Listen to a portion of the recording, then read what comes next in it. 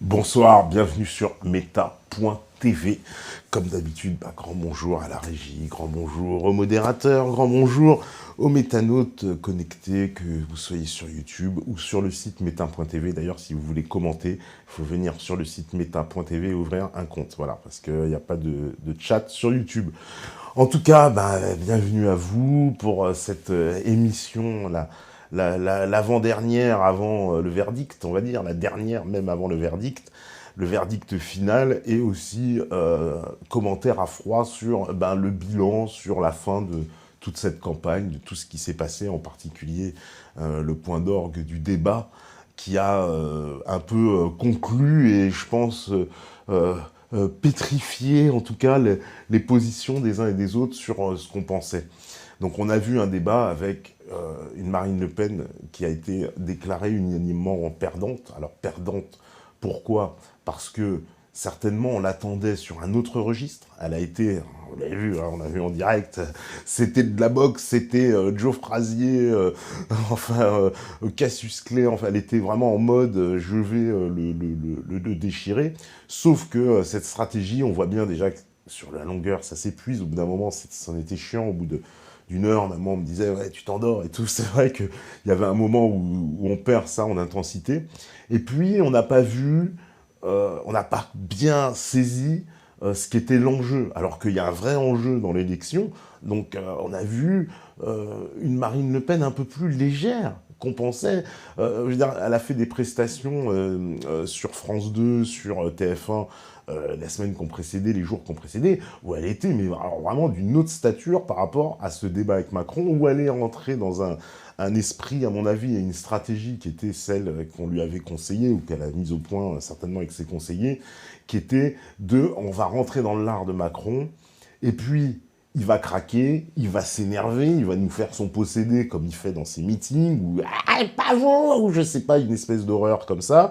Et puis, du coup, il passerait pour, vous voyez bien, on va pas élire un mec président qui tape ses crises, c'est un nouveau petit Sarkozy, encore plus inexpérimenté, encore plus machin, etc. Donc, voilà, et c'était gagné.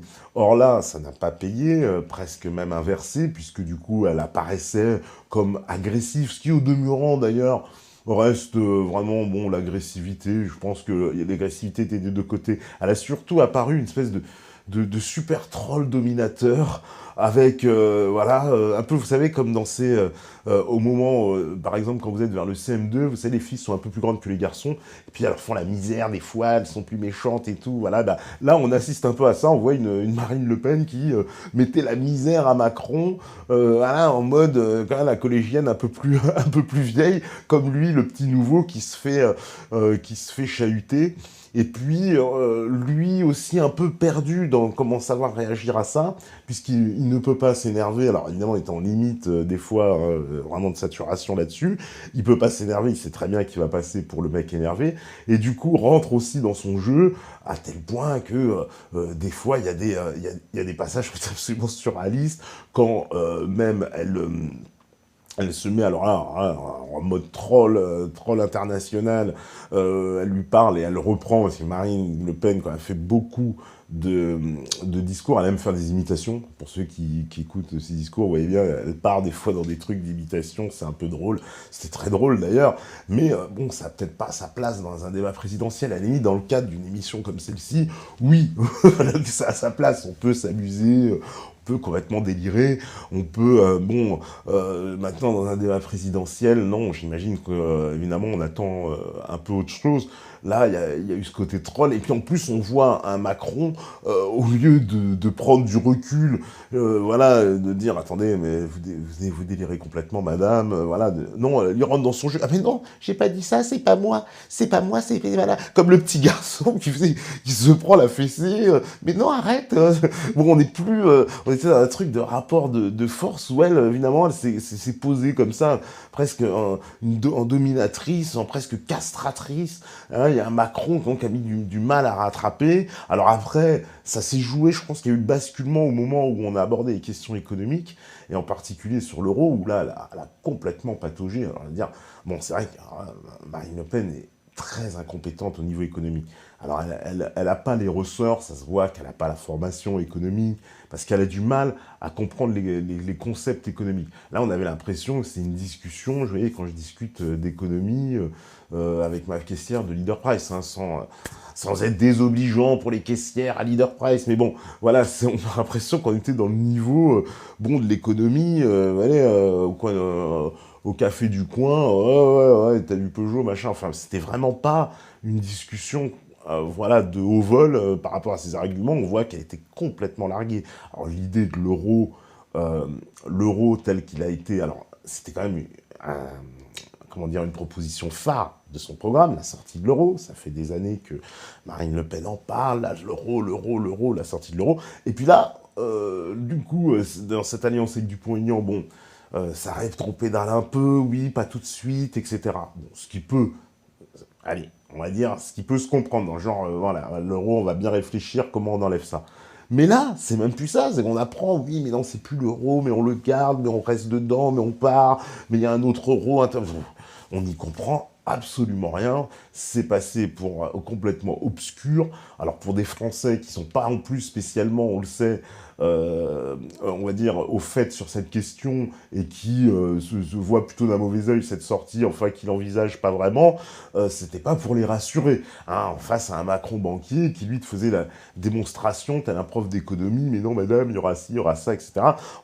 Là, ce passage-là était vraiment assez lapidaire de ce point de vue-là, parce que le combat sur l'euro, le combat sur l'Union européenne s'en trouve extrêmement discrédité.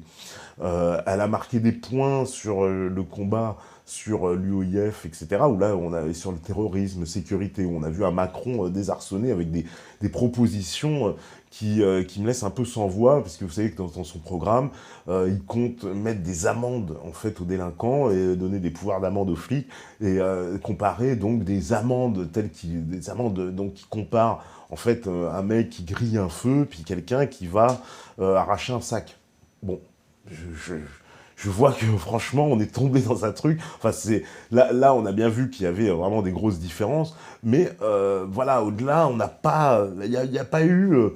Pour moi, ce qui devait ressortir, ce qui était l'essentiel, de comprendre les différences des projets, et qu'il y avait un projet qui s'inscrivait dans une veine mondialiste. Bien sûr que c'est un mot en plus mondialiste qui évoque dire quelque chose à certains d'entre vous, ça c'est sûr, mais Madame Michu, non, mondialiste, faudra peut-être aussi expliquer, parce que on a vu une marine qui était sans cesse à l'offensive, voilà, mondialiste, banquier, etc. Bon, c'est vrai, sur Macron, elle a vidé son sac, hein, ça lui faisait du bien, mais il faut nous le démontrer, et démontrer aussi la nocivité de ce mondialisme, parce que le mondialisme, c'est bien beau, je veux dire, il est mondialiste, d'accord, mais pourquoi c'est dangereux? Pourquoi? C'est quoi les conséquences? C'est quoi le projet? Parce que je trouve qu'on s'est battu de personne à personne. Alors on nous dit, c'est vrai, on nous baratine souvent, c'est vrai, c'est la rencontre d'un homme et d'un peuple, hein, ça c'est comme ça qu'on veut résumer l'élection à chaque fois. Et pourtant, là, il y avait l'élection, il y avait les projets. Et les projets, en particulier, là, on avait deux projets qui étaient absolument opposés, mais absolument, normalement, par essence. Et on a senti, justement, une Marine Le Pen qui s'efforçait de démonter le projet de son adversaire, mais sans défendre assez son propre projet, et n'abattant pas ses propres cartes.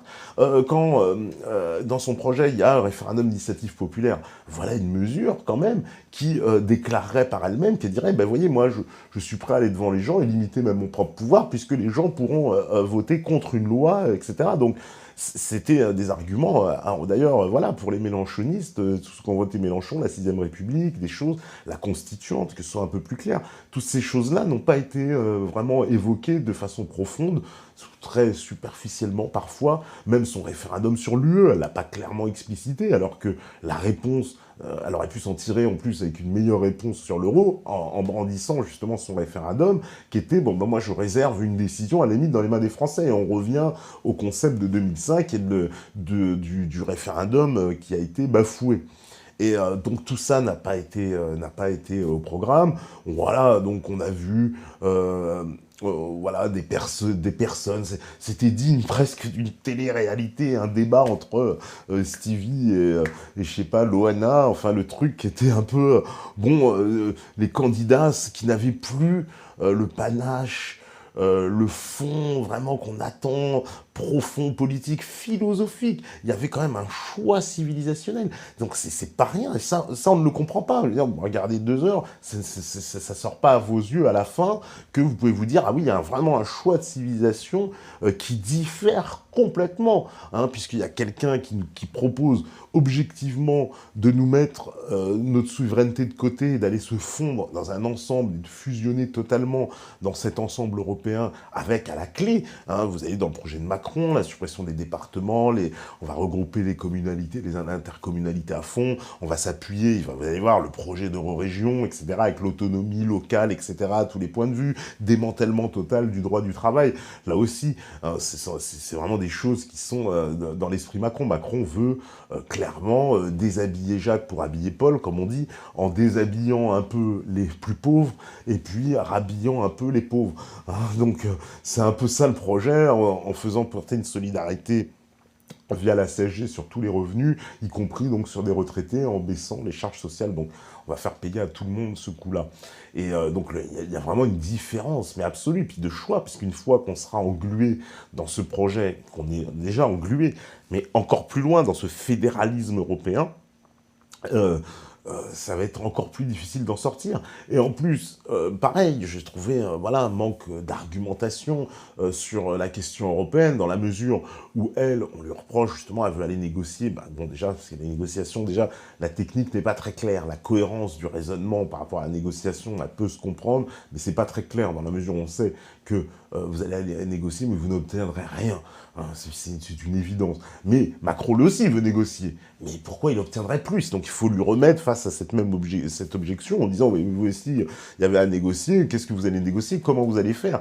Donc on attendait, elle, sa réponse, mais on n'a pas eu la réponse de Macron non plus. Donc les deux réponses, à chaque fois, sont un peu, voilà, galvaudées, on n'a pas de... Il n'y a pas eu voilà, quelque chose où on peut trancher. Et puis, il y avait quand même un enjeu essentiel, puisque c'est la prestance, la générale, donc l'impression que vous allez laisser, puisque les programmes et les projets, on voit bien que les gens, souvent d'ailleurs, les connaissent pas assez, donc c'est quand même beaucoup plus intéressant d'opérer là-dessus que des personnes, parce que les personnes, bon, bah oui, on sait que Macron est un horrible banquier mondialiste, elle a voulu lui faire porter aussi, dire c'est le quinquennat d'Hollande, etc. Oui, je pense que les gens, une bonne partie le sait déjà. Hein, et voilà, c'est des choses. Il suffit de voir le vote d'ailleurs, hein, et sur ces 4 composantes les plus grosses, bon, la part Macron, et puis ensuite les trois autres, et puis tout le monde se suit de façon à peu près dans un mouchoir, hein, concernant Fillon, Mélenchon, Marine Le Pen. Mais déjà chez Fillon et Mélenchon, il y a plein de choses qu'on reproche à Macron et qu'on sait particulièrement, cette histoire d'héritier du quinquennat d'Hollande et de clones lancés par Hollande. Alors, si les mélenchonistes le savent parfaitement, eux, d'ailleurs, qui on l'a bien vu dans l'élection, quand Mélenchon il a commencé à monter, particulièrement après les débats, on a vu une énorme dynamique se mettre en place, et il montait dans les sondages. À un moment donné, quand il a trop monté dans les sondages, tout le monde est sorti sur Mélenchon. Alors, on lui a ressorti l'Alba, le machin, le truc, tout le monde était sur ses côtes. Il y a eu même Hollande sorti de ses gonds, surtout pas Mélenchon. Voilà, il ne voulait pas de Mélenchon, voilà, parce qu'évidemment, un second tour Mélenchon-Macron, c'était exactement pareil, sauf que Mélenchon avait, là, pour le coup, un peu plus de chance encore, peut-être certainement que Marine Le Pen. Mais bon, en tout cas, il avait beaucoup de chance pour pouvoir y arriver, c'est évident. Donc je peux comprendre. Mais là, on n'a pas vu donc voilà, cette cassure Oui, ça fait penser, voilà, on m'a dit le débat Trump-Hillary, ben oui, ça m'a fait beaucoup penser au débat Trump-Hillary, tout à fait. C'est-à-dire un débat de ce niveau américain où on est à se charcler sur les personnes, mais qu'il n'y a pas je veux dire, un questionnement philosophique, une bataille de solutions avec une démonstration des arguments, des choses qui percutent. Il y avait des punchlines, d'ailleurs les punchlines, elles étaient du côté de Marine, puisqu'il y a quelques qui les utilisaient le plus. Macron, il en a beaucoup moins utilisé. Voilà, ça suffit pas. On voulait vraiment plus de hauteur, et je pense que les Français sortent plutôt déçus, amers un peu de ce débat, et qui n'a pas réussi, alors en plus dans les objectifs des uns et des autres, puisqu'il devait séduire l'un et l'autre, sachant que séduire du côté de Macron, lui, il se dit je ne ferai aucune concession, ceux qui ont compris dans le programme, puisque Mélenchon lui avait fait un appel du pied, il avait répondu sèchement, c'est même pas la peine, mon vote, ceux qui votent pour moi, c'est un vote d'adhésion, et puis il fera aucune concession sur la loi travail, il explique. Donc, il n'y aura pas de concession. Donc, avec ceux qui vont voter Macron là, il faut s'attendre il va appliquer son programme tel que ça a été défini, c'est-à-dire la loi travail, il va aller beaucoup plus loin, changer totalement les règles, il veut une concurrence. Alors ça, c'était intéressant sur ce point de vue, justement, de la loi travail. Lui veut un accord entreprise par entreprise, et Marine, elle veut un accord branche par branche. Alors, c'est intéressant parce que quand on se penche sur la question, on voit bien quand même l'accord entreprise par entreprise, ça va mettre... En fait, Macron a inventé, mais c'est ce que veut, j'imagine, l'oligarchie depuis longtemps, non seulement fier de mettre la concurrence de productivité entre les employés, on vous met une concurrence sociale. Donc il y aura bien une concurrence sociale, c'est l'ouverture à la concurrence sociale, puisqu'au sein d'entreprises du même secteur, vous allez avoir des entreprises qui vont appliquer des règles complètement différentes. Donc il y aura bien une concurrence sociale, puisque les entreprises et les grands du secteur pourront bien se mettre d'accord et faire donc maintenant baisser les prestations sociales entreprise par entreprise au nom de la productivité, de la rentabilité. Vous savez bien, c'est toujours la même chose pour sauver vos emplois, alors que ces gens-là vont faire des bénéfices. Et puis ça tombe bien avec Macron, les bénéfices du capital seront encore moins taxés qu'ils le sont. Donc tout va bien dans le meilleur des mondes. Après, voilà, pareil sur le chômage. Alors là, on attend de voir, mais les propositions qui sont faites, lui, il veut une rénovation de l'assurance chômage en donnant des droits d'ouverture à tout le monde. Alors, ça peut paraître intéressant comme ça, mais la contrepartie, c'est exactement c'est qu'il va faire passer des lois pour obtenir cette assurance, puis vous allez voir sur les délais, etc., tout va être changé, et aussi les montants. À tous les coups, il va y avoir une négociation totale qui va faire très mal, et puis ça va être des délais très courts du chômage, etc., pour tout le monde, et au nom de tout le monde doit le toucher. Mais c'est évident, ça va être... Et puis la société, vous avez bien vu, comme en Angleterre, comme aux États-Unis, c'est un pays où on va vous forcer à faire un boulot de machin, de trucs. Bon, tout ça va être mis en place, il n'y a pas de souci avec Macron, d'autant plus qu'il aura tout l'appui médiatique, tout l'appui de l'oligarchie avec lui, il peut compter sur tout le système médiatico-politique. Après, il y aura tout se jouera aussi au législatif, ce sera la dernière bataille, si j'ose dire, puisque évidemment, là, c'est la revanche, c'est le troisième tour, hein, puisque les partis, les premiers, les fillonistes et les mélenchonistes, compte bien aussi peser sur cette élection. Donc il y aura encore un troisième tour à venir. Mais depuis voilà, 2 jours qu'on voit, Macron se conforte. On a vu même Marine un peu baisser dans les sondages finalement. Un débat qui ne lui aura pas porté spécialement bonheur. Et un Macron qui, de toute façon, les gens vont aller voter pour lui pour nous expliquer, comme Ruffin, oui, vous êtes le président détesté, je vous combattrai dès le lendemain. Oui, je veux bien, c'est vrai, mais alors, c'est très drôle, quoi, d'aller combattre dès le lendemain, c'est-à-dire s'attendre déjà à voter pour quelqu'un, sachant qu'on va le combattre. À la limite, je préfère les positions d'abstentionniste, je les trouve un peu plus cohérentes. En disant, à la limite, je ne participe plus à la mascarade, voilà, je voterai ni pour l'un ni pour l'autre. Mais celui qui me dit, je vais aller voter Macron pour ensuite aller le combattre, me paraît complètement insensé, dans la mesure, en plus, Macron sera extrêmement difficile à combattre, puisqu'il aura...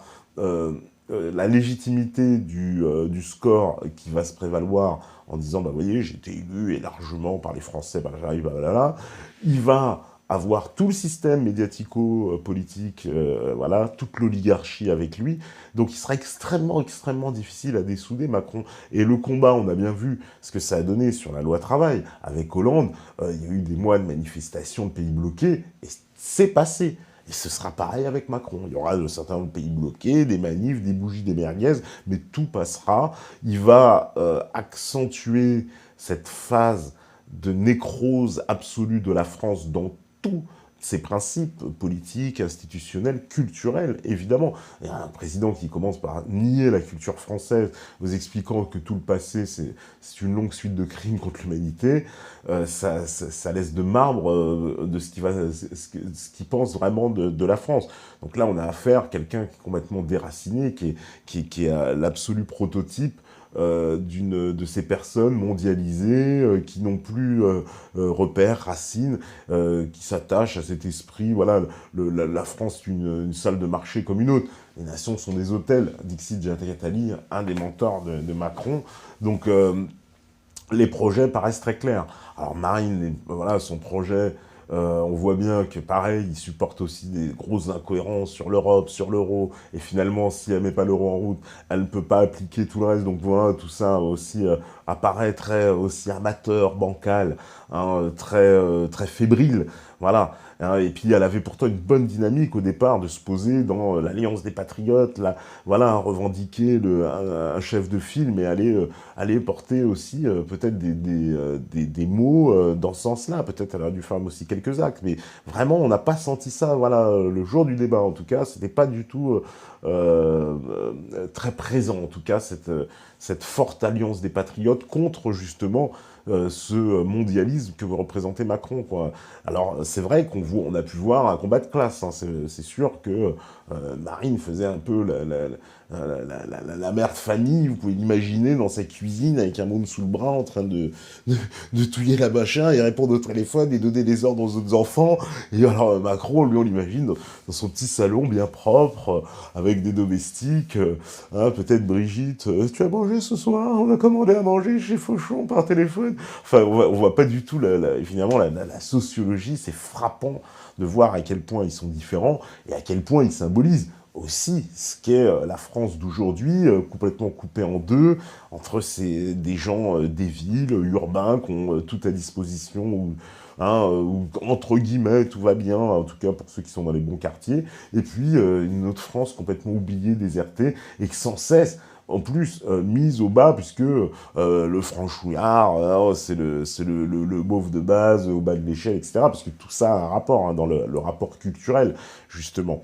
Et donc là, on le sent bien qu'il y a une ligne de fracture, de toute façon, en France, hein, c'est évident. Mais dans la recomposition de cet échiquier politique, on voit en plus le piège qui est devant nous, piège pour les Français, puisque on voit maintenant un parti socialiste éclaté, une droite affaiblie, pas encore éclatée, mais très affaiblie, un Macron qui essaie de faire une recomposition, donc des deux, ce centre-droit, centre-gauche, machin, qui va se synthétiser autour de lui, une espèce de nouveau parti En Marche, donc qui sera une espèce de synthèse UMPS.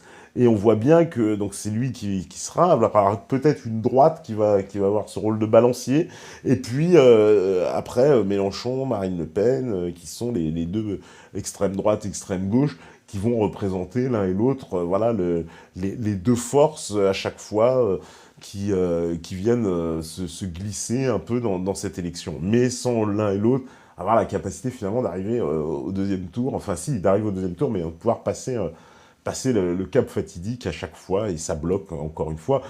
Même là, pour le coup, voilà, il y a eu, on me dit oui, Cohn-Bendit à l'éducation, ouais. Ah mais ça fait peur, oui, c'est effectivement de se dire qu'on va avoir certainement dimanche donc un président qui va nous faire ressortir toutes les vieilles lunes, tous les anciens, tous les gens qui ont mis la France dans cet état-là, des Cohn-Bendit, des Attali, des Alain Minc, voilà, tous ces gens-là qui vont revenir triomphateurs, et qui vont encore une fois nous faire repartir pour 5 ans de galère, 5 ans encore, et qui vont être terrible, terrible à tous les points de vue, parce qu'au niveau, comment dire, de ce qui va rester de la France une fois que le passage de Macron sera terrible.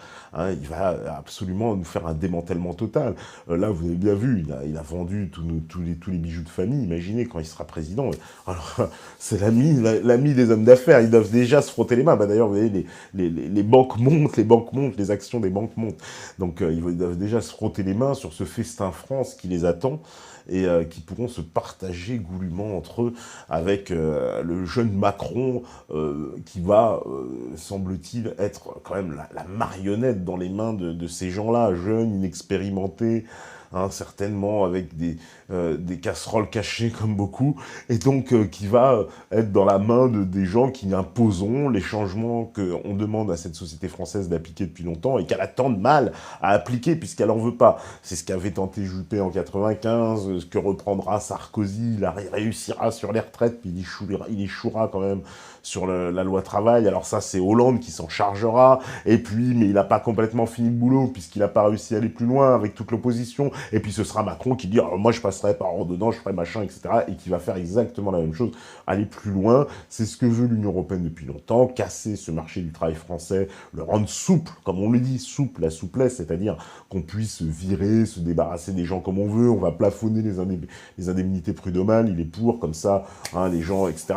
Enfin, on veut remettre des règles, évidemment, où les protections sociales vont clairement sauter dans énormément d'aspects, et à la fois, on veut nous amener vers cette espèce d'économie libéralo-numérique, avec le monde du numérique qui fait son entrée. Et donc, dans ce monde du numérique où toutes les règles changent, eh ben, vous devenez vous-même prestataire de services, mais sans tous les droits y afférents. Et c'est parfait c'est absolument parfait, cette nouvelle forme d'organisation de la société avec des pseudo-auto-entrepreneurs que vous payez, puis que du jour au lendemain, vous pouvez vous débarrasser comme vous voulez, sans aucun problème.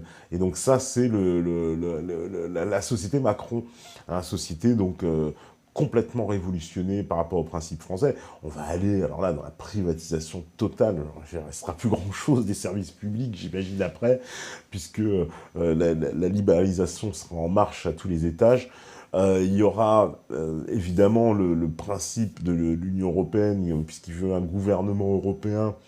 Ça, c'est pas sûr qu'il obtienne, mais bon, il y a plus de chances, en tout cas, qu'il obtienne, c'est sûr, qu'une renégociation de la France, certainement, mais en tout cas, un gouvernement européen dans lequel, d'ailleurs, on plongerait encore, cette fois, toutes nos souverainetés. Hein. Le gouvernement, il ne servira plus à grand-chose. Un ministre des Finances européen, je ne sais pas quoi, enfin, il restera vraiment plus grand-chose. L'État français sera réduit à l'état de coquille vide et il n'aura plus qu'à disparaître dans ce mondialisme avéré, dans cet espace. Hein, voilà, c'est un espace, c'est ça la conception de la gestion du pays, donc un espace, on a créé un espace, comme une salle de marché. D'ailleurs, il prétend aujourd'hui, Macron, qui dit « je vais diriger la France comme une entreprise, hein, comme un conseil d'administration ». Voilà, c'est pas du tout dans sa vision un pays, il n'y a pas de rapport charnel, machin, pas du tout. C'est assez froid comme un conseil d'administration, je fais mes coupes, je machin, etc. Donc voilà, on me dit acheter de la vaseline, ça va aller tout seul. Oui, ça va faire très mal, c'est très mal de penser, finalement, dire que ce pays donc va risquer véritablement de disparaître hein, sous l'impulsion d'un Macron, puisqu'on va être englué encore plus dans cette Union européenne, encore plus englué dans le libéralisme que les Français détestent, c'est-à-dire le libéralisme dur, hein, celui de la finance qui enlève tous les droits sociaux, qui vous demande de marcher au pas, et qui va donner tout droit, évidemment, pour que cette compétition puisse s'exercer avec, je vous dis, ce concept pour moi de concurrence sociale, quand il invente justement les fameux accords d'entreprise qui vont complètement d'ailleurs déstabiliser le secteur, puisqu'il suffira qu'une entreprise arrive, ils vont engranger de beaux bénéfices en faisant cette baisse sociale, et forçant d'ailleurs ainsi les autres à opérer de la même façon pour rester concurrentiels. Donc c'est forcément quelque chose qui va aller à la baisse. Hein, au moins dans le système actuel et les accords de branche, ils ont quand même pour vertu de garder un équilibre et de faire que quand vous changez d'entreprise dans le même secteur, il y a à peu près les mêmes conditions. Là, non. Et ces conditions, elles iront vers le bas. Hein. Au début, début, tout le monde va trouver ça génial, et puis vous verrez, c'est exactement ce qui va se profiler.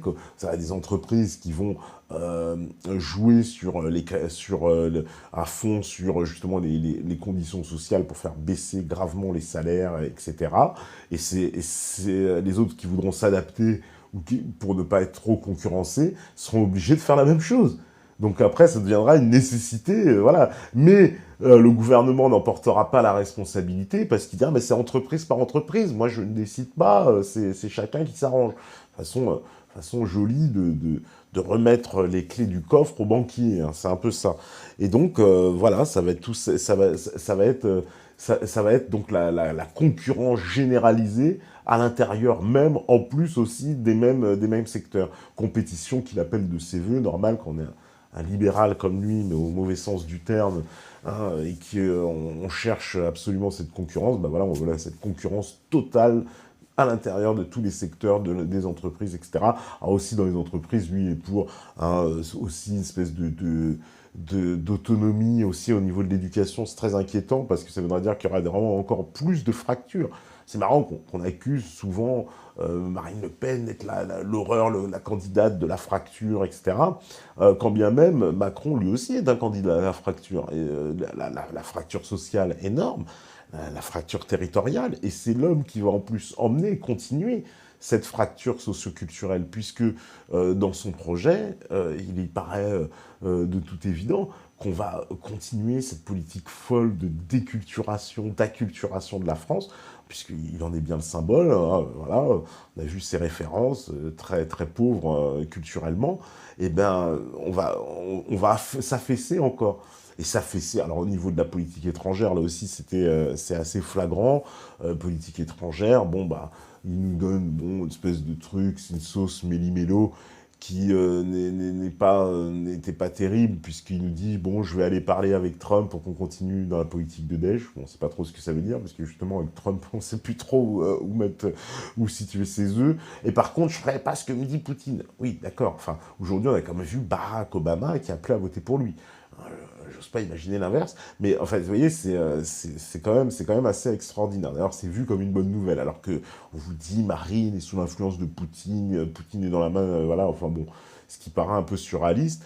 Pareil, Marine, elle a un projet différent, mais je n'ai pas compris pourquoi elle n'a pas plus défendu encore son projet. Les guerres, voilà, les guerres en Libye et les guerres en Syrie, ces guerres complètement folles, parce que ces guerres-là nous entraînent dans un cycle infernal de destruction, dont à chaque fois on supporte à chaque fois encore plus les conséquences, et dont on devra un jour en plus s'expliquer. Parce que quand on a un Sarkozy qui nous a emmenés dans cette guerre en Libye, Hollande pareil, et qui a continué, Sarkozy, Hollande, etc., un jour tout ça devra bien finir par éclater, se payer. Mais bien sûr avec un Macron, alors, je veux dire, on n'est pas prêt d'en parler, hein, ça va finir plutôt dans les oubliettes de l'histoire. Mais donc voilà, on a eu vraiment en tout cas un spectacle, vraiment c'est le terme, un spectacle, et qui n'était pas à la hauteur des enjeux, qui a été voilà, une passe d'armes, voilà, entre une Marine expérimentée, un Macron un peu plus fébrile, des moments où c'est elle qui domine, même sur l'ensemble du débat, elle fait plutôt, c'est elle qui aura le ballon, qui maintient le ballon, comme on dirait au foot, et de l'autre côté, un Macron dans les cordes, puis qui revient après, qui marque des points plus sur l'économie, puisqu'il il réussit, entre guillemets, à démontrer, mais bon, Marine le démontre par elle-même, que, voilà, sur le point de vue de l'euro, de la question européenne, c'est pas clair du tout, c'est le moins qu'on puisse dire. Hein, et lui qui apparaît justement très clair en disant, mais moi je prône l'Union européenne, j'adore, etc. Quand bien même, il dirait, oui, on va essayer de modifier les choses.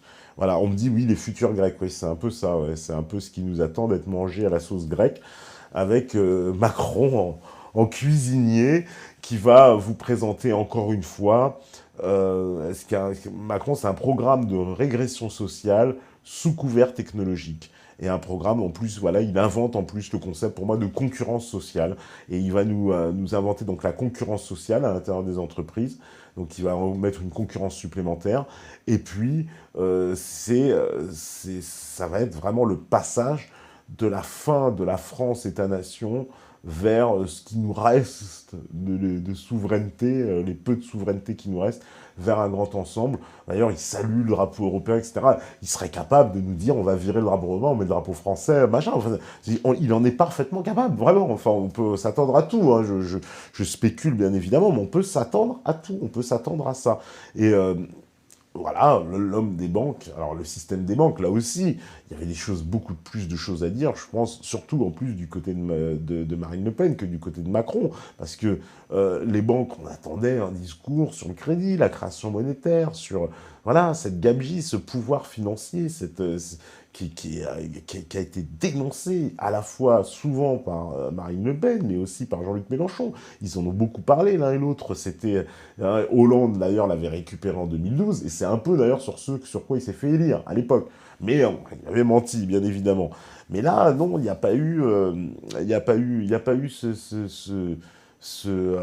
voilà, cette flamme sur les banques, alors même que c'est un enjeu essentiel de maîtriser notre monnaie, mais on voit bien que voilà, Marine Le Pen n'est pas la représentante vraiment bien placée pour parler d'économie, encore moins sortir de l'euro, voilà, et toutes ces notions-là où on sent qu'elle est complètement larguée, et que c'était pas du tout son domaine, quoi. Je pense qu'elle perd beaucoup de points sur cette passe d'armes, sachant qu'en plus, elle a tergiversé énormément sur cette question, quand bien même c'était un pilier de son programme. Ça fait des années quand même qu'on parle de cette sortie de l'euro, qu'elle nous en parle.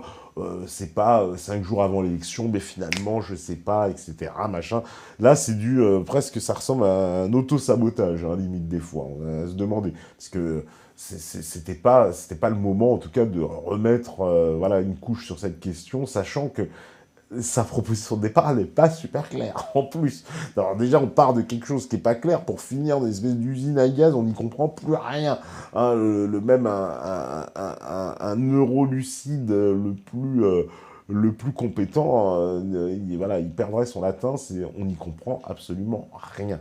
Et là, pour le coup, c'était des points à perdre parce qu'il y avait des électeurs à gagner, en particulier chez les fillonistes, pardon, qui, on le sait, partagent beaucoup de valeurs culturelles avec le Front National, mais alors, sont en très grand désaccord sur le point de vue économique, puisque eux ne veulent pas ces sorties de l'euro, ils le voient très mal, et on sait que le public âgé, lui, alors là, carrément, là, c'est des records pour rester dans l'euro. Donc ces gens-là, c'est eux qui veulent rester dans l'euro. Les jeunes, eux, beaucoup moins, et en plus, par définition, ils n'ont pas trop d'épargne, donc eux, vous allez leur dire, ouais, vous avez de l'épargne à gogo, c'est pas vraiment leur problème.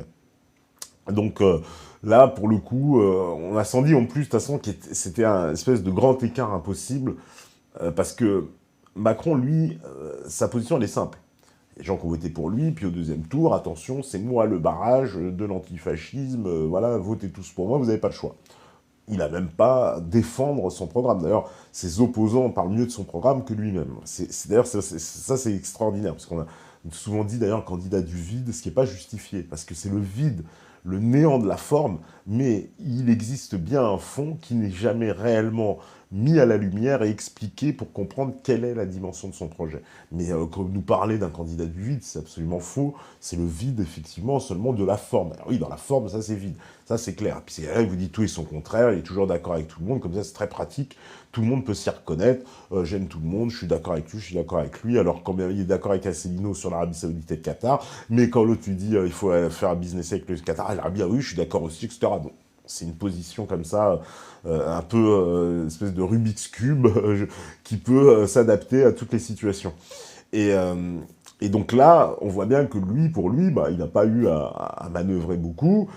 Sa position, elle est claire. Moi, je continue sur ma ligne. Puis de toute façon, vous êtes tous obligés de vous fier à moi. D'ailleurs, de façon presque un peu insolente, arrogante, puisque on a vu tous les éditos, d'ailleurs, s'en sont offusqués. Ah, il n'y a pas eu de front républicain. Parce que cet engouement à tous enjoindre le roi Macron et se soumettre d'immédiatement, bah, personne n'en a voulu, en particulier Mélenchon, d'ailleurs, c'était le premier, hein, qui a gardé cette position un peu ambiguë, mais bon, en tout cas, qui n'a pas donné son soutien à Macron, voilà, ça lui arracherait quand même les doigts de pied, c'est clair, mais il n'y a pas eu ce front ce front républicain, c'est-à-dire la proportion naturelle que tout le monde veut voter Macron. Alors on a vu quand même quelques classiques, c'est vrai, au PS, à l'UMP, mais voilà, on n'a pas vu l'entrain, en tout cas dans la population. Alors on a vu toujours les mêmes. D'ailleurs, ils faisaient un peu, ils vont tous à la gamelle, hein, on sent bien les Bruno Le Maire, Raffarin, les machins qui courent, les De Villepin, etc. Tous les mecs qui sont, entre guillemets, des has-been de la politique depuis qu'ils ont quitté leur haute fonction, maintenant voudraient se refaire une jeunesse et une nouvelle virginité avec Macron. C'est extraordinaire. Et donc, lui, bon, bah, il cherche même pas à convaincre. Hein. Les électeurs de Mélenchon, il leur dit, je ferai aucune concession. Les électeurs de Benoît Hamon, pareil. Les électeurs du Front National, il les insulte, voilà, il traite de fachos, de machin. Les électeurs de Fillon, bah, à la limite, bon, ça peut leur parler vraiment vite fait, et ça peut leur parler effectivement sur le côté économique. À la limite, ils pourraient être même très proches d'un Fillon. Mais alors, par contre, ils seront en total désaccord sur les côtés culturels.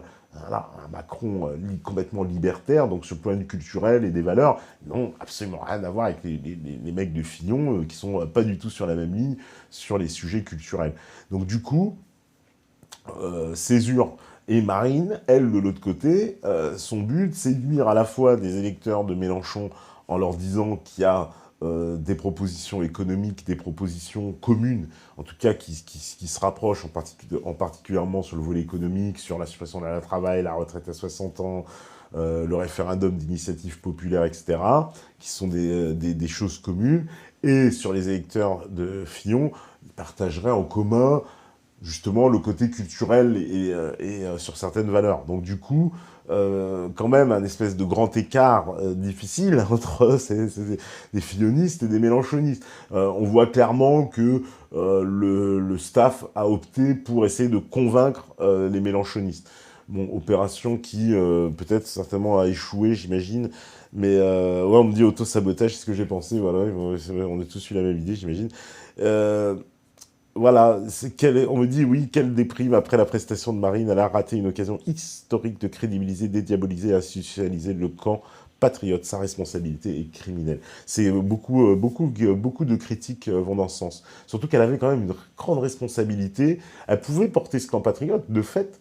Hein, elle arrive dans l'élection, et c'est ça qu'on attendait d'elle, qu'elle donne vraiment cette stature présidentielle, voilà, dédiabolisation ad vita aeternam terminée, ça y est, elle est présidentiable, même si elle ne la gagne pas, mais qu'elle se donne au moins ce statut de vraiment d'incarner les habits du président, ou de la présidente en l'occurrence, et en plus qu'on comprenne véritablement des différences de projet. Or là, elle paraît incompétente sur un aspect important de son projet. Voilà, elle paraît bon plus à même sur d'autres sujets, mais on sent pas en quoi le projet de Macron il va défoncer la France. En plus, lui, il vous dit, bah non, moi c'est la France forte dans l'Europe, etc. Enfin, c'était des discours orwelliens sans intérêt qu'on entend depuis 30 ans, mais ça n'empêche, hein, puisque c'est le discours officiel. Et d'ailleurs, ça apprendra au Front National. Pour moi, c'est aussi la conséquence, justement, de son manque de cohérence réelle sur ces questions-là. Et donc, du coup, le discours qui va être construit, puisqu'il n'y a pas de cohérence dans le programme, et puis aussi dans le concept, de la cohérence du projet politique concernant la question européenne, hein, bien sûr, comme la cohérence n'est pas là, eh ben, ils sont tous perdus, donc ils ont des positions, ça tangue beaucoup hein, sur ce sujet, voilà, d'un Philippot, un machin, un truc, on a l'impression de voir des gens qui sont plus du tout sur la même ligne, et du coup, l'arrivée du Dupont-Aignan a fait en plus que brouiller les cartes, on a l'impression encore plus de cartes, on ne comprend encore plus rien avec Dupont-Aignan qui nous dit, ah bah non, l'euro pas tout de suite, machin, etc. Donc du coup, tout ça, effectivement, a brouillé et joue en sa défaveur, et n'a pas permis, oui, peut-être ce qui était l'espoir même de son camp, déjà, pour commencer, donc les gens qui ont voté pour elle, de se dire, oui, elle va incarner réellement la présidente, et puis ça va influer sur le scrutin, parce qu'elle a des voix à aller chercher, quoi, faut qu'elle aille à la pêche. Alors la pêche, en plus, comme je vous dis, hein, il faut aller pêcher chez les Mélenchon, et aller pêcher chez les Fillon. c'est vrai que c'est un grand écart, mais c'est possible, parce qu'elle pouvait mettre en avant ses mesures économiques, son sens de la rénovation politique, le référendum d'initiative populaire, des choses vraiment voilà, essentielles, le référendum sur l'Union européenne, ça va parler au mec de Mélenchon, et le rapport charnel avec la France sur le point de vue culturel, voilà, on n'a pas vu de belles envolées lyriques sur la France. Moi, j'étais extrêmement déçu qu'à la fin, quand on nous a parlé de cette carte blanche, elle a trouvé qu'à répondre à Macron sans pouvoir... alors qu'on attendait, c'était un moment clé pour pouvoir faire la synthèse de cette alliance des patriotes réelle entre des gens qui pensaient, qui avaient le cœur du projet national et les autres qui avaient un cœur avec le choix du mondialisme en face. Et là, on n'a pas senti ça, non, on a senti qu'une réponse légère. Là, c'était l'indiscipline totale. Alors, entre un Macron qui paraît comme un étudiant boutonneux et un peu perdu, et puis une Marine presque castratrice dans le rôle de Médusa, c'était un peu... voilà, on me dit, t'es négatif, ça déprime. Non, bon, je suis négatif. Je suis, je dis, moi, je donne mon analyse, c'est tout. Voilà. C'est-à-dire, ça déplaît pas, je m'en contrefous complètement, mais je donne mon analyse. Je veux dire, il y aurait eu un Mélenchon Macron, j'aurais, moi aussi, je présuppose, évidemment, selon la campagne, bon, après, voilà, c'est pareil, il aurait fallu voir, mais de base, je sais très bien que le projet de Mélenchon, il est bien plus proche d'un projet national, etc., que le projet de Macron. Et il n'y aurait pas eu photo pour moi à me dire que Mélenchon était un projet plus acceptable de la même façon. C'est vraiment une histoire de comparaison de projet à projet. Il y aurait eu Fillon et Macron. À mon sens, le projet de Fillon et Macron se ressemble beaucoup sur le plan économique, mais je préfère de loin la position culturelle de Fillon que celle d'un Macron, voilà, sur le plan culturel. C'est que des aspects en fonction des combinaisons. Maintenant, dans cette combinaison, Macron-Le Pen, elle a ses défauts. Il y a beaucoup de gens qui la détestent, c'est moins qu'on puisse dire, et qui peuvent avoir toutes les bonnes raisons, d'ailleurs, du monde, de la détester pour tout ce qui est de certains des aspects de sa personnalité, ou des choses qu'elle a pu dire, ou alors son entourage, ou alors sa filiation. Bon, la filiation, ça reste à débattre, mais bon, c'est comme ça perdurera comme un fantôme qui va traîner dans la vie politique française. Et voilà, elle avait pour moi parti sur une bonne dynamique, et j'ai l'impression que cette fin de campagne est voilà, comme un échec.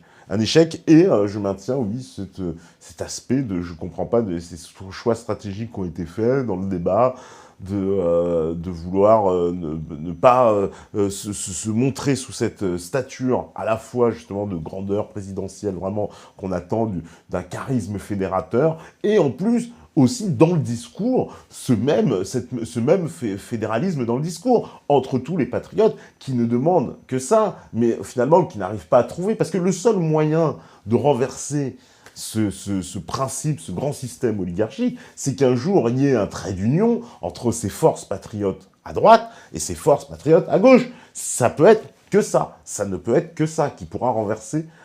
Et malheureusement, le parti qui l'incarne n'existe pas. Les deux forces antagonismes restent justement antagonistes. Donc on arrive toujours dans un jeu à trois boules qui va être complètement toujours à chaque fois bloqué, puisqu'on aura cette boule du centre maintenant qui va se placer, il y aura une boule à droite ou une boule à gauche, et ce sera toujours la boule du centre qui finira par l'emporter.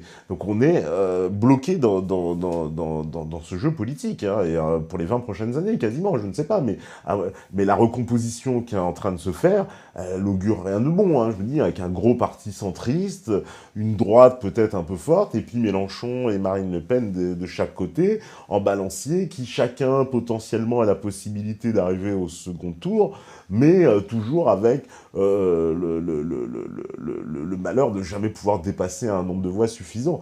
Hein, je pense d'ailleurs que même Mélenchon, dans la même élection, je vous assure qu'ils auraient mis en route le, le front anti-Mélenchon. Alors, ça aurait peut-être pas été sur le fascisme et machin, ils auraient vous balancé pareil le trotskisme, on vous a sorti les morts du communisme, et Staline, et lui, et Trotsky, etc. Bon, toutes les magouilles auraient été bonnes pour, de toute façon, faire passer Macron, mais c'est diabolique, quoi. C'est une façon de se dire que, oui, on est dans un système diabolique, presque une espèce de piège français, où on se demande, mais comment est-ce qu'on va pouvoir se sortir de ce piège? Comment est-ce que ce pays va pouvoir enfin avoir à sa tête quelqu'un qui va nous sortir vraiment la tête de l'eau, quoi. Et là, c'est mal barré, parce que vraiment, je vais encore vous faire plaisir, mais oui, oui, Macron me fait penser, oui, à un fossoyeur qui va malheureusement être un sacré fossoyeur de la France, fossoyeur de nos droits sociaux, fossoyeur de notre identité, fossoyeur de notre souveraineté, fossoyeur de notre armée.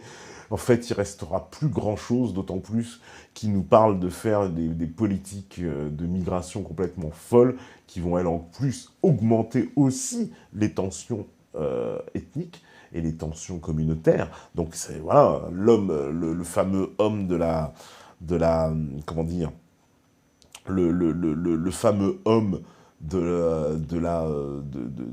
comment dire, du rassemblement sera un homme, bien sûr, de la fracture totale. Et voilà, bon, donc c'est vrai que tout le monde, voilà, rien de positif, en tout cas, dans tout ça. Pas de grandes lueurs et d'espoir à l'horizon, sinon d'attendre, après on va voir les législatives qui vont décider du combat final et de ce que sera l'échiquier politique. C'est là qu'on va voir si la droite est malmenée ou au contraire va constituer une force importante. La gauche, elle, on préfigure déjà la chronique d'une mort annoncée. Un parti En Marche, on ne sait pas ce que ça va donner au niveau des législatives. Une force mélenchoniste et une force mariniste qui, elles aussi, attendent beaucoup de cette élection pour faire leur entrée fracassante, évidemment, à l'Assemblée nationale. Donc, quoi qu'il arrive, une assemblée sous haute tension, un président qui aura le trois quarts du pays contre lui, on aura probablement le premier président le plus détesté de l'histoire, hein, entre guillemets, puisque sans que ce soit l'un ou l'autre, les deux seront détestés, mais je pense que Macron arrive avec un désavantage supplémentaire, parce qu'il a véritablement même des gens qui votent pour lui pour expliquer, de toute façon, qui seront opposants à lui. Alors, et finalement, il a rien à en craindre, puisque les gens, ils sont votés pour lui. Mais je sais qu'il va gouverner, ça se pressent, avec la plus grande fermeté, la plus grande dictature, et qu'il aura presque pas le choix, de toute façon. Il n'aura pas le choix. Puis ce sera aussi un quinquennat complètement orwellien sur la pensée. C'est assez évident quand il vous dit « je vais faire venir, et je vais travailler avec les associations qui sont dans le gouvernement ». Alors, je vous laisse imaginer quel genre d'associations on va retrouver dans le gouvernement qui vont vraiment, mais alors, diriger, à mon avis, tout leur travail à traquer véritablement les opposants de la pensée que vous pouvez constituer par ailleurs, au demeurant, certains d'entre vous, c'est clair. Mais ces gens-là sont traqués, moi y compris, c'est évident qu'on sera devenu des anomalies du paysage qu'il va falloir dégager, parce que mauvaise influence, Internet, etc., et tout sera mis en place, ça va être vraiment un truc terrible au niveau de la pensée. Et une pensée complètement orwellienne, puisque on va vous expliquer que ces mesures mises en place au nom de cette dictature qui s'imposera, ce sera en fait le bien au nom de sauver la démocratie et d'avoir des idées saines, etc. Et tout le discours orwellien qui sera constamment... alors là, ça va être pire qu'à l'époque de Sarkozy, hein, ça, parce qu'on avait connu du discours orwellien avec Sarkozy, mais alors avec Hollande, avec Hollande, bah, avec Macron, vous voyez, ce lapsus, mais ça risque d'être absolument pareil. Voilà, on me dit... deux présidents détestés, on est les champions. Ouais. Non, mais ça va vraiment être... c'est une élection effectivement terrible. Des gens qui vont aller voter bon, c'est pour ce qu'ils ne veulent pas, voter contre quelqu'un ou alors contre quelqu'un qu'ils n'aiment pas.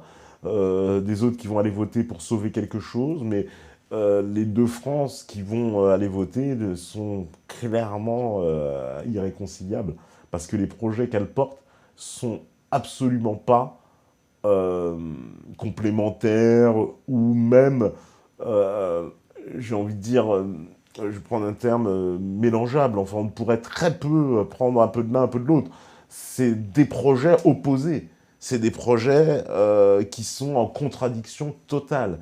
Donc il y a d'un côté l'envie d'aller vers ce mondialisme à tous les sens du terme, mais qui dérange pas, parce qu'aujourd'hui, vous savez, il y a plein de gens, ils trouvent ça très bien, hein, le mondialisme, ça représente, il y a des gens, ils trouvent ça très bien, ils vont vous expliquer à part B, qu'ils gagnent plus d'argent, qu'ils adorent, parce qu'ils voyagent, ils sortent, et machin, et puis, sans compter le discours, c'est la paix, comme ça on fait du commerce, etc. Donc tout ce discours-là est validé, donc il y a vraiment un courant, et puis, il y a tous les perdants, d'ailleurs c'est comme ça qu'on les a décrits dans cette campagne, les perdants de la mondialisation, qui eux, alors là, pour le coup, ils voyagent pas, d'ailleurs, c'était la phrase de Macron, oui, qu'il a créé l'écart, parce que les pauvres qui ne voyagent pas pourront voyager plus facilement. Donc si les mecs ils voyagent pas, ils pourront voyager plus facilement. Mais ils voyagent déjà pas, monsieur Macron. Mais ils voyagent déjà pas. Donc c'est vraiment le mépris. Voilà, pour moi, Macron, c'est Soros, Warren Buffett, vous voyez, c'est toute cette classe au pouvoir, les banques qui nous imposent leurs petits candidats et qui va appliquer leur programme. Au nom d'ailleurs, voilà, avec toute la caste, validée par toute la caste médiatico-politique, validée par voilà, la classe mondiale, et donc qui va encore plus ancrer la France dans ce projet européen, encore plus de déstabilisation interne, toujours de la déstabilisation sociale, de la déstabilisation ethnique, etc. Et une France, après 5 ans de Macronie, je crains qu'elle ne soit encore bien plus en lambeaux qu'elle ne l'est. Et malheureusement, ça ne laisse pas présager de bonnes choses. Voilà. Et de l'autre côté, évidemment, Marine qui se voudra symboliser cette alliance des patriotes, mais peut-être, aujourd'hui, les questions se posent, beaucoup se disent, mais alors finalement, est-ce qu'elle est la mieux placée pour porter ce combat, même au sein du Front National? Est-ce que, voilà, il veut faire peut-être émerger encore d'autres leaders, etc. Donc toutes les questions, de toute façon, se poseront après législatif, quand les comptes seront faits et clôturés, entre guillemets. Et là, ils vont se dessiner le nouveau paysage et la nouvelle configuration politique qui va naître de ces élections, qui auront eu au moins ce mérite-là, c'est vrai, de rebattre les cartes, même si on n'est pas forcément content du jeu qui est sorti, mais c'est une réalité. Voilà, on me dit Cohn-Bendit, Lagarde, Bernard Tapie, bon, ils vont tous ressortir. Hein. On a parlé de Christine Lagarde, ce sera peut-être la Première ministre, hein, c'est parfaitement possible. Christine Lagarde, Premier ministre, ou Ségolène Royal, voilà, le choix est ouvert. Vous voyez, on va se taper, évidemment, tous ceux qui nous ont foutus dans la merde. Hein, donc ça veut dire ceux qui n'ont rien prouvé dans ce pays depuis 30 ans, qui ont mené le pays dans cette catastrophe, vont encore une fois de plus reprendre les manettes, et certainement pour longtemps, en ayant changé de visage par une stratégie assez habile, et avec le rôle qu'on va toujours imputer au Front National de faire l'épouvantail, mais très sincèrement, rôle qu'on peut imputer aussi à Jean-Luc Mélenchon de faire l'épouvantail aussi, parce que je pense que dans la même situation, il sera arrivé au second tour contre un Macron, il y aurait eu un front anti-Mélenchon, alors il n'aurait pas appelé anti-républicain, mais on aurait fait peur avec les communistes et les machins, etc. Et tout serait mis en branle de la même façon sur ce front pour qu'il ne passe pas, et puis il n'aurait pas pu passer le plafond de verre. Donc tout ça est très compliqué tant qu'il n'y aura pas, de toute façon, ce trait d'union entre les deux grandes puissances dans ce pays, de droite et de gauche, qui elles aussi doivent se synthétiser. En face, ils ont trouvé la parade pour synthétiser. Il faut croire que dans ces camps dits patriotes, personne n'a cette recette miracle. Mais en tout cas, voilà, tant qu'il n'y aura pas cette alliance, qui est vraiment la grande alliance, hein, voilà, on parle souvent du CNR, mais c'était ça, quoi, les gaullistes, les communistes, tout le monde va s'allier, voilà, et ben s'il n'y aura pas cette alliance-là, la France sera définitivement toujours foutue, et encore, plus on avance, et plus malheureusement le pays s'enfonce dans quelque chose de triste et de dangereux. Voilà. Et ben on va faire une petite pause, voilà, le temps de se remettre des émotions pour vous aussi, j'imagine. Et puis on revient toujours sur meta.tv. À vous la régie.